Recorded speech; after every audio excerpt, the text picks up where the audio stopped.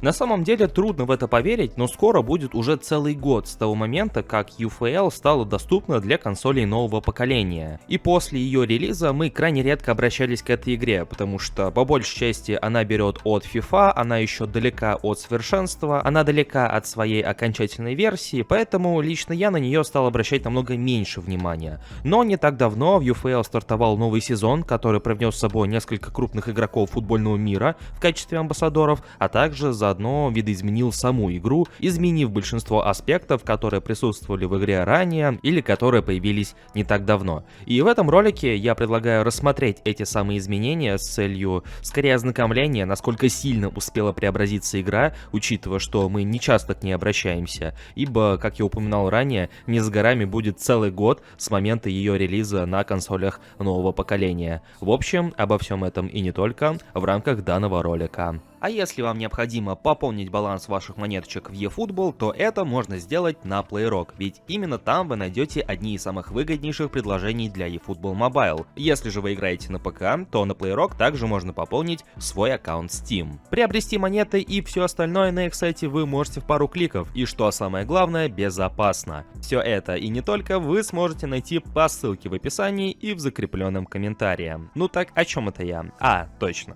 Исходя из того, что актуальной версией игры является версия 0.67, до полноценной версии какой-нибудь 1.0 или 1.0.0 все еще далековато, и исходя из этого игра будет таким же долгостроем, как и eFootball. Но для наибольшей наглядности данного обновления, что в игру добавили, что изменили, что привнесли с нуля, разработчики расписали наиболее заметные нововведения на отдельных страницах на официальном сайте игры, по сути, как это делают и сами Konami в случае с их eFootball. Только в отличие от японцев, на сайте UFL доступно только 4 языка. По большей части, если ознакомливаться с этими статьями, то глобальные изменения связаны с паками и отображениями составов, потому что раньше оно выглядело этак, а вот теперь выглядит по-другому.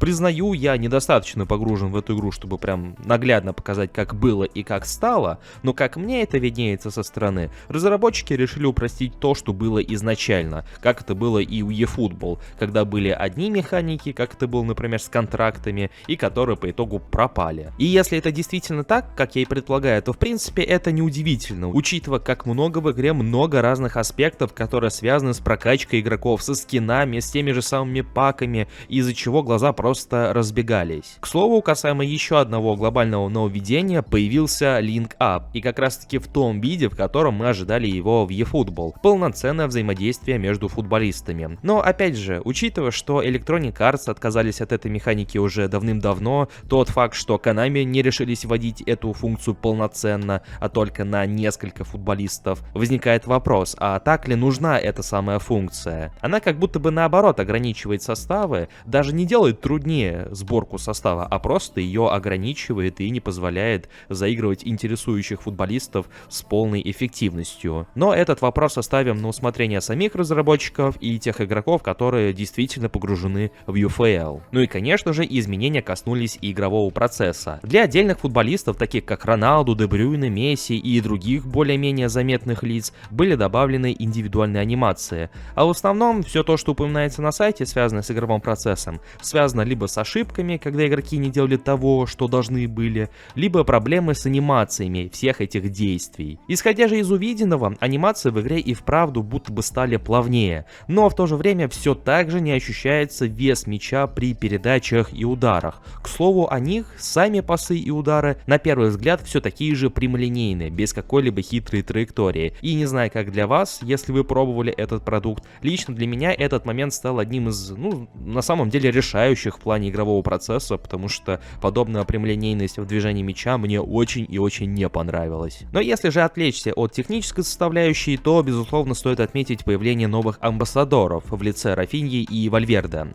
при том, что команда этих игроков сотрудничают с eFootball и ФК соответственно. Но в этом плане игроки независимы от команд, поэтому проблем с этим нет. И как раз таки эти двое стали главными лицами нового сезона в UFL. И впервые с этим обновлением в игре появился легендарный футболист, коим стал Алессандро Дель Пьеро, футболист, который успел засветиться во всех 3 симуляторах, то есть Дель Пьеро сотрудничает и с eFootball, и с UFL, и с ФК без какого-либо индивидуального и так называемого эксклюзивного соглашения, что на самом деле не есть плохо, даже скорее наоборот, хорошо, и было бы здорово, если как можно больше футболистов придерживались такой же логики. Причем за концепцию легендарных игроков в UFL решили ориентироваться на ФК, и Дель Пьеро представлен в игре в своих 3 вариациях за разные периоды своей карьеры. Точно так же, как это было начиная с 18-й части FIFA и во всех последующих частях и FIFA, и ФК соответственно.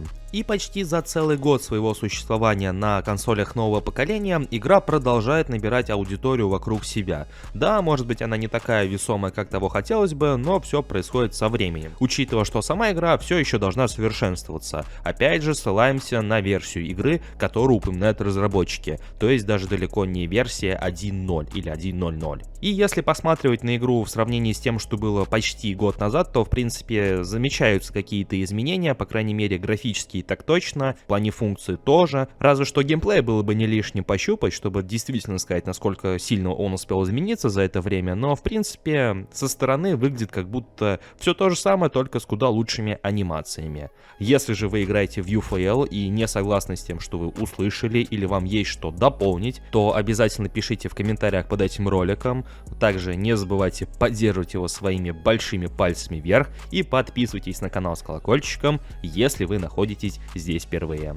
Всем спасибо за просмотр, всем удачи и до скорых встреч!